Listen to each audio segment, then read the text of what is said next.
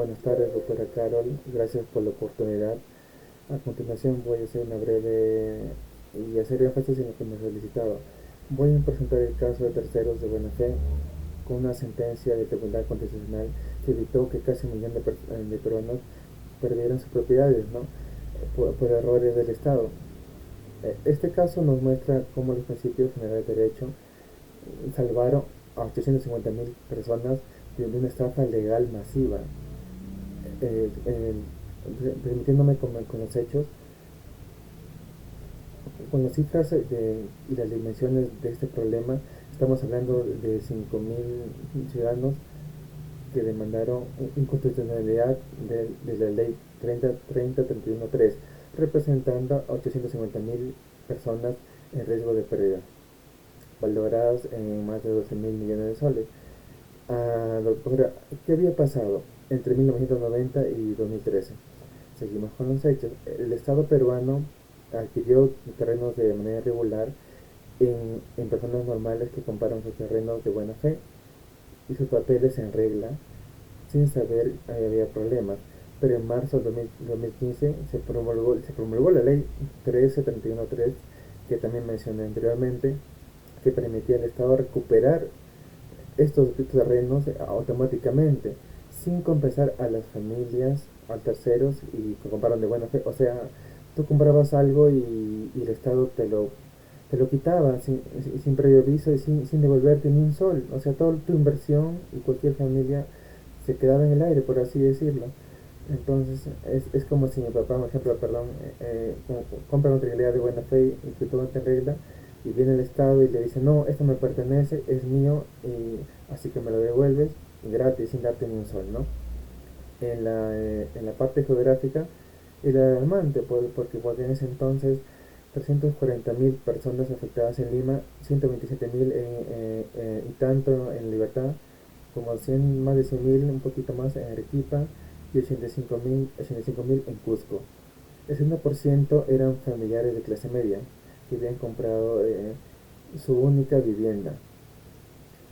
25% pequeños comerciantes que invirtieron en sus ahorros de vida, ¿no? En los siguientes 5% de escasos recursos que accedían por primero a una propiedad, que eso es muy difícil desde ese entonces. Y ya para el 2016 ya se habían ejecutado los 300 desalojos de 15.000 familias que estaban en proceso de estos casos. Imaginen una familia que compró legítimamente terreno en 2003, construyó su casa y de repente en 2016 viene el Estado y le dice, esos terrenos eran míos y me lo tienes que devolver, eh, sin que yo te pague nada, ¿no? O sea, totalmente gratis. Esa es la realidad de esas 180.000 familias peruanas, ¿no? La parte que seguimos con la parte principal del problema. Lo central aquí es que tenemos un conflicto entre dos derechos. Por un lado, el derecho del Estado a recuperar sus bienes transferidos irregularmente. Por otro lado, el derecho a propiedad de 850.000 familias que compraron de buena fe. En la ley que posterior salió, perdón, la ley 30.31.3, que resolvía este conflicto de manera brutal, drástica, por así decirlo. Se aplicaba completamente a los terceros de buena fe. El Estado recuperaba gratis lo que otros habían pagado honestamente, ¿no? Esto era algo inverosímil y difícil de creer, ¿no? Era literalmente una estafa, pero legal, y convertía a ciudadanos inocentes en víctimas del Estado.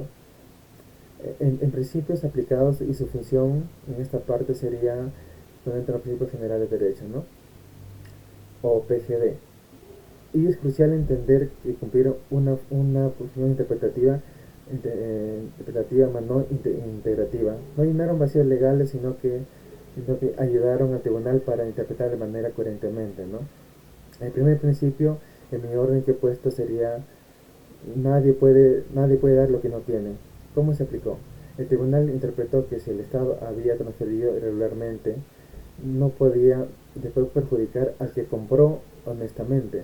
Este principio es protegido directamente a 185.000 familias que mantenían sus casas y preservó 12.000 millones de soles de patrimonio, ¿no? Familiar, ¿no? En función interpretativa, porque llegó a entender que el artículo 70 de la Constitución protege la propiedad adquirida legítimamente. Entonces, el segundo principio que considero es el de buena fe. Es el que la buena fe se presume. Su aplicación concreta, las 850.000 personas que tenían que probar su inocencia ante el tribunal. El tribunal, el artículo 14, estableciendo que la gente compra, si yo compro, sin conocer irregularidades, ¿no? Y la carga de probar de mala fe recae en quien la alega, no el comprador. El comprador no tiene que demostrar que es buena persona para comprar un terreno. Es un ejemplo quizás en lo que entiendo, doctora. Nuevamente, la función interpretativa no crea una norma nueva, sino que interpretó concretamente la necesidad existente, ¿no? Un tercer principio, el error común hace derecho. ¿Cómo operó? El tribunal interpretó que toda la sociedad creía que las transferencias eran legales. ¿Por qué pasaron notarios, registros, bancos?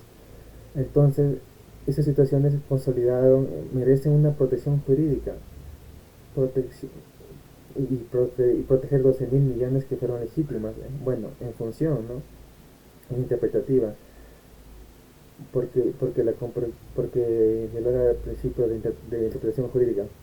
El cuarto principio, nadie puede enriquecerse a causa de otro. Su aplicación específica, el que el Estado interpretó, fue que no se puede recuperar gratis los bienes por los que terceros pagaron.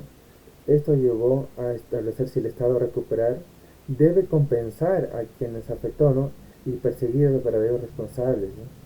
De los 15.000 casos en procesos que fueron suspendidos bajo esa interpretación. A lo que voy, doctora, es importante hacer énfasis en estos principios que cumplieron una función interpretativa, como reitero, porque ayudaron al tribunal a entender correctamente el contenido de los derechos constitucionales y existentes, ¿no? No integraron lagunas legales, sino que iluminaron los verdaderos significados de las normas constitucionales.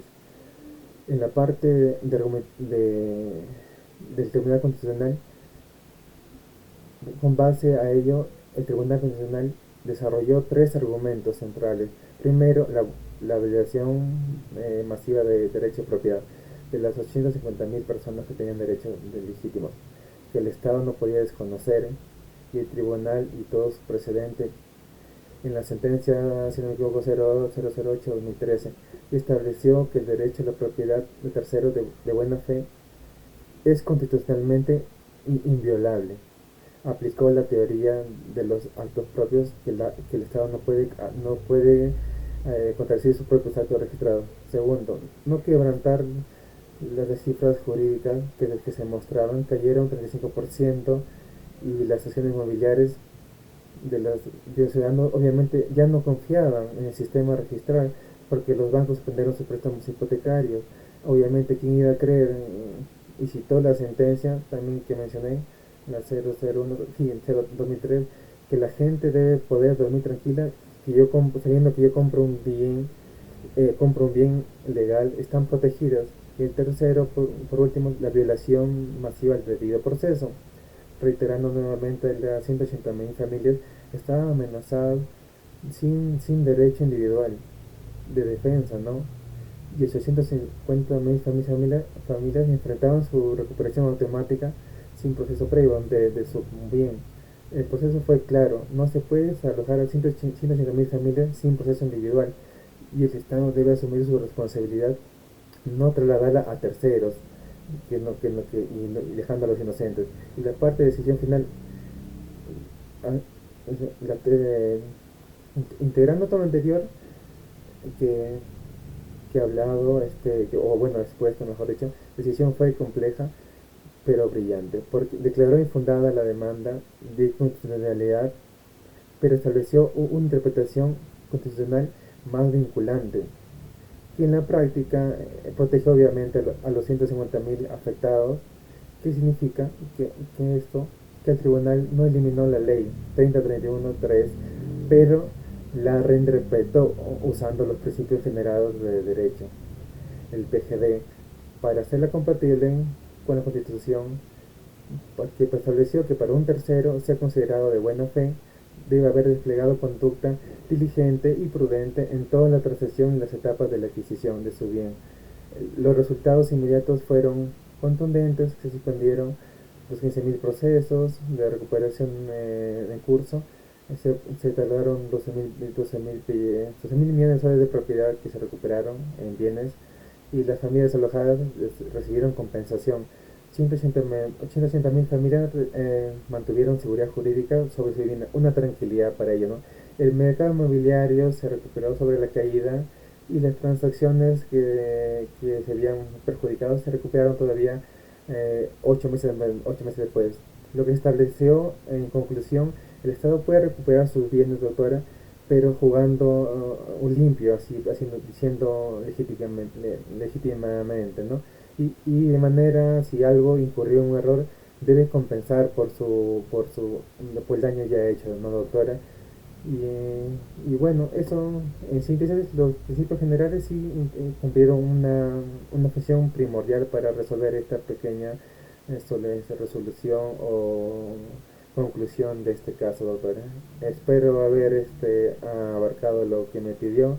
Agradezco su oportunidad de manera muy condescendiente, siendo que no puede ir por razones de salud. Estoy acá como bebé.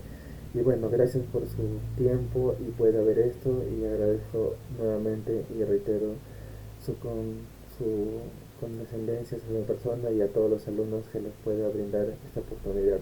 Muchas gracias y buenas tardes, doctora.